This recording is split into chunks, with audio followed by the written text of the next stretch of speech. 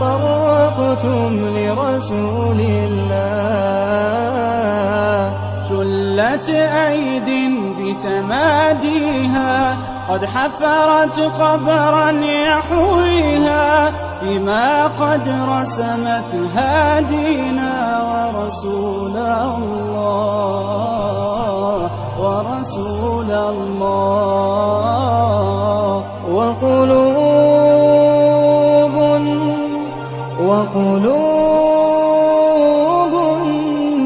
وقلوب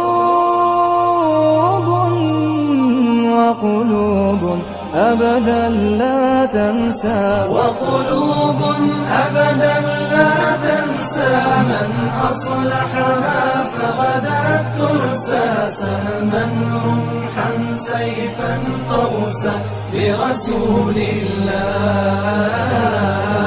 يا غرب اعتبر بماضينا كم دسنا رؤوس عادينا وسنمضي اليوم كماضينا لرسول الله لرسول الله.